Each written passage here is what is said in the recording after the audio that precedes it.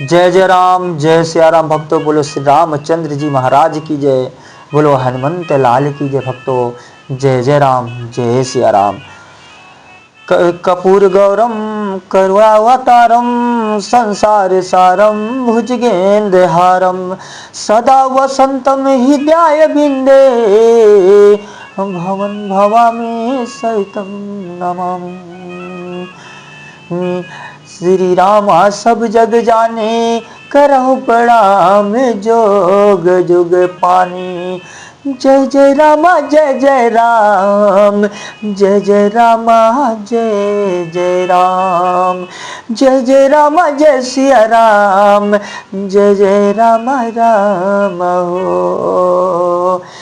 जय जय रामा सब जग जानी करहु प्रणाम जोग जुग पानी। बोल दो श्री रामचंद्र जी महाराज की जय भक्तों। राधे राधे, जय श्री कृष्णा, जय जय राम, जय सिया राम भक्तों। आज की राम कथा प्रवाहित हो रही भक्तों। आप लोग इस राम कथा में गोता लगाएं भक्तों। बोल दो श्री रामचंद्र जी की जय। सत्संग जरूर सुना करें भक्तों। सत्संग के सिवा सत्संग, सत्य मतलब सत्य की साथ रखने वाले इंसान को संसार से मोह माया जरूर हटा देते हैं। भगवान के चरण में वो इंसान हो ही जाता है और भगवान की भक्ति कर ही लेता है, भगवान का बन जाता है भक्तों। एक दिन सुफनखा को तो आप लोग जानते होंगे। जो सुफनखा के पति विद्युत जिह्वा, उनका नाम था विद्युत जिह्वा। जान लो आप लोग, सुफनखा के पति का नाम क्या था? विद्युत जिह्वा। वो रावण ने विद्युत जिह्वा को मार दिए थे और वही सुफनखा एक बार वो आकाश में उड़ रही थी। आकाश में उड़ते वो जा रही थी। जाने के बाद रामचंद्र जी और लक्ष्मण भैया पंचवटी बैठे हुए थे और भक्तों दोनों भाई बैठे हुए थे। तो उसके बाद जब वो जा रही थी तो राम से लक्ष्मण पूछते हैं कि भैया ये बताओ, और दोनों साथ में बात कर रहे थे। कहते थे भैया ये बताओ, ये संसार क्या है? ये संसार मोह माया ये सब क्या है भैया? ये क्या होता है? ये किस लिए बना है? अपने भैया से बड़े प्यार से लक्ष्मण भैया पूछ रहे हैं। देखो भैया, भाई का प्यार कितना होता है, कितना खूबसूरत होता है। लेकिन आज के भाई का प्यार देखो, लोग अपने चक्कर में पड़े हैं। हम ही बना लें, हम वो बना लें। कोई भाई कहता कि अरे हकला भैया बहुत आगे जा रहा है, अपने में खोद निपोर करे हुए है, अपने में ही मारपीट, अपने में ही सब कुछ लगा रहे हैं। ऐसे भाई आजकल क्यों है? अरे और राम और लक्ष्मण से देखो कैसे दोनों भाई आपस में बात कर रहे हैं। बड़े प्यार से लक्ष्मण भैया राम से बोल रहे हैं कि भैया ये बताओ, इस संसार मोह माया क्या होती है? क्यों इतने लोग परेशान हैं? लेकिन राम बड़े प्यार से कहते हैं भैया लक्ष्मण, तुम मोह माया ये क्या होता है, किसने बनाया है? वही स्वयं श्री राम ही जी बनाए हैं। जो बनाए उन्हीं से बोल रहे हैं और दोनों आपस में बात कर रहे हैं। कितनी प्यार, कितना सुंदर लग रहा है जब जो दो भाई आपस में बात करें प्यार से। और बड़ा छोटा भाई बड़े भाई के, और कभी भी लक्ष्मण राम के बराबरी में नहीं बैठे। ऐसे थे लक्ष्मण। जब राम चारपाई पे बैठते थे, लक्ष्मण उनके नीचे बैठते थे। ऐसा ही प्यार था राम लक्ष्मण का। लेकिन आज के भाई अगर बड़ा ऊपर है तो उससे बड़ा छोटा बैठ जाता है। बोले श्री रामचंद्र जी महाराज की। यही तो कलयुग है, यही है कलयुग। और जब राम नीचे बैठते थे तो लक्ष्मण नीचे बैठ के लक्ष्मण राम के पांव दबाते थे। ऐसा युग था राम लक्ष्मण का, ऐसा युग था। आज के युग छोटा बड़े बन जा रहे हैं। यही तो कलयुग है, यही तो सिखाना है संसार में, यही लोगों को बताना है कि बड़े की इज्जत क्या होती है, बड़े का मान सम्मान क्या होता है। अरे संसार में भाई, अरे ये बताओ, एक ही माँ बाप के तुम हो, एक ही माँ बाप के गर्भ, एक ही माँ के गर्भ से हो, एक ही कोशिका के बने हुए, एक ही जगह के हो, तब भी दोनों आपस में लड़ते हो। माँ बाप ने क्या सोच बीतती है जब माँ बाप दोनों भाई आपस में लड़ते हैं। माँ अपने आंखों से देखती है तो माँ को आंसू आता नहीं होगा, माँ तड़पती नहीं होगी। अरे मैंने पैदा तो किया था लायक, मैंने पैदा किया था लायक, लेकिन ये दोनों आपस में लड़ रहे थे। को माँ बाप की कितनी पीड़ा होती है कि मैंने कौन सा कर्म बिगाड़ा था कि ऐसा भाई कि दोनों आपस में लड़ रहे कर रहे हैं। माँ सोचती है कि मैंने कौन ऐसा कर्म किया था। तो भक्तों, इसीलिए रामायण जरूरी होता है, राम का चरित्र रहना हर घर में जरूरी होता है, तभी तो विनाश नहीं होगा, नहीं तो विनाश तभी होता है।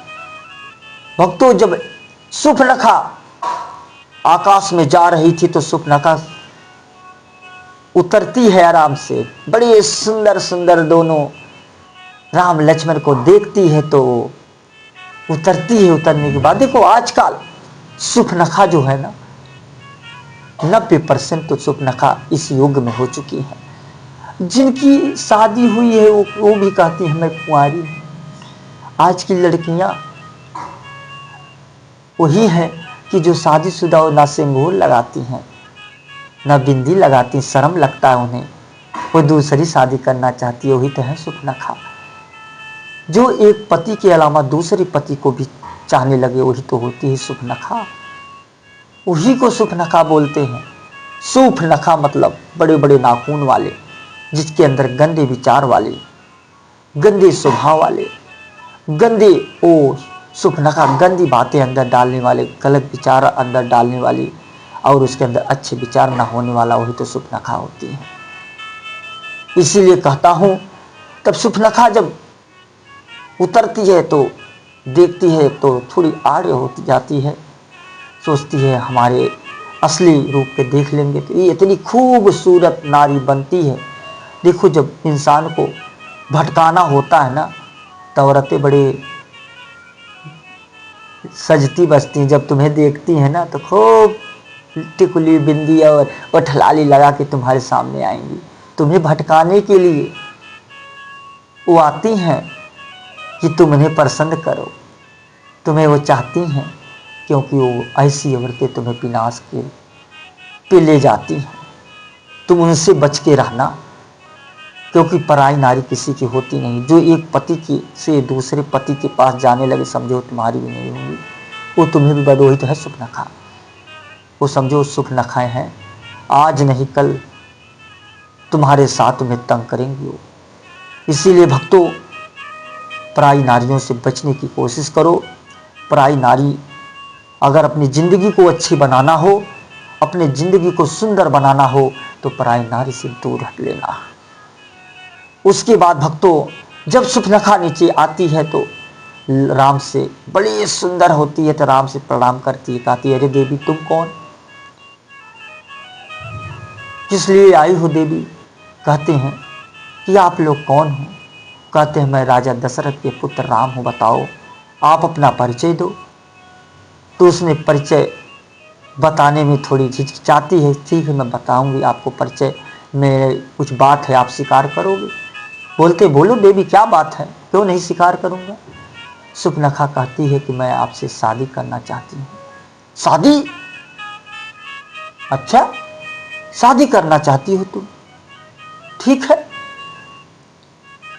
अरे मेरी तो शादी हुई है, हम नहीं शादी करेंगे। एक काम करो, आप चले जाओ, मेरा छोटा भैया होगा, लक्ष्मण से पूछ लो, तब लक्ष्मण के पास जाती है नाव, कहती है कि आप मुझसे शादी करोगे। लक्ष्मण भैया कहते हैं, अरे भड़क जाते हैं, हम तो खुद सेवक हैं। का तू रानी बनना चाहती हो कि नौकरानी बनना चाहती हो, क्या बन के रहना चाहती हो तुम बताओ। सुपनखा कहती है, मैं रानी बन के रहना चाहती हूँ। रानी बनना चाहती हो तो रानी बनना है तो तुम चली जाओ श्री राम के पास, राजा तो वही हैं, हम तो नौकर उनके दासी हैं, हम तो उनके सेवक हैं।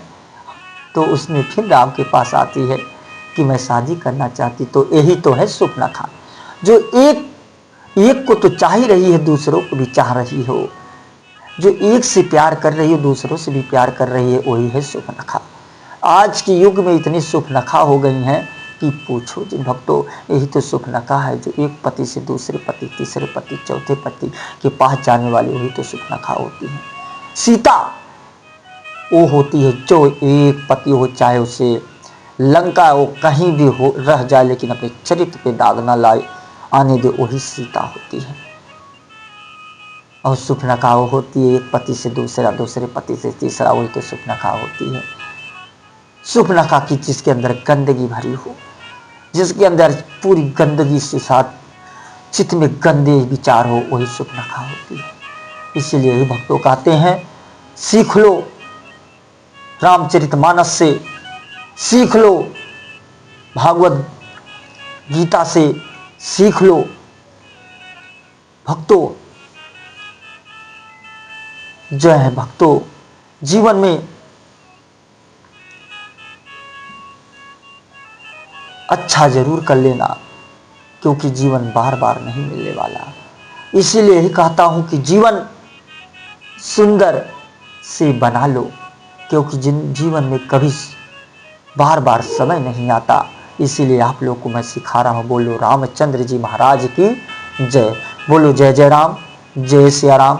भक्तों जय जय राम, बोल दो जय सिया राम, जय जय राम।